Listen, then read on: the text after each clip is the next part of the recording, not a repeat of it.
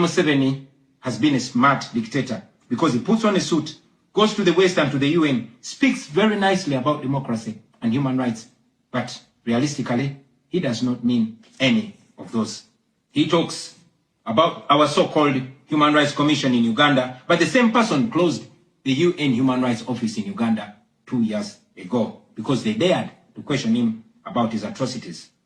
Now that is how he has been able to maintain a facade of democracy for 40 years and counting. But now Museveni is 83 years old, and his 51-year-old son, Muhoozi Kainerugaba, commands our military, the Uganda People's Defense Forces, more like Uganda's defense against his own people. And he's effectively in charge. Unlike his father, Muhoozi does not play the role of a good dictator. He openly and shamelessly says despicable things on social media. On Twitter, he openly confesses and brags about committing atrocities against the people of Uganda. When he was summoned by Parliament, he called Parliament a house of clowns and fools, and he threatened to arrest all of them.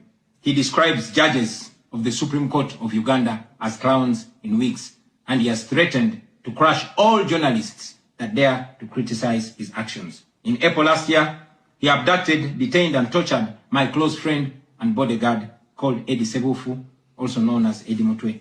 He later on posted on Twitter naked pictures of Eddie, boasting that Eddie Mutwe was in his basement learning Museveni's mother tongue, Onyankole. Last month, he bragged about killing 22 of my friends, and he said that he's praying that I am the 23rd person for him to kill. In other words, Museveni and his son no longer fear international retaliation for their crimes. They've been so emboldened by your lack of action. They know that they can murder their own people, imprison them, torture them, remove their fingernails, push needles down their testicles, and nothing will happen to them. Now, they're using rape as a weapon. Boys and girls, men and women, people of all ages have reported being sexually assaulted by Muhoozi's military. And it's not rare.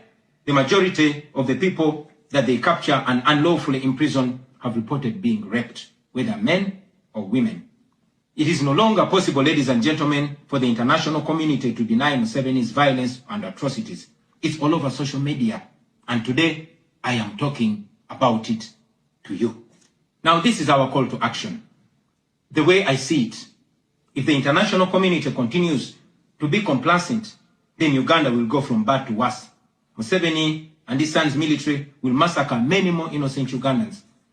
You, ladies and gentlemen, in the Western world, will be forced to grapple with millions of Ugandan refugees pouring into your countries. And maybe then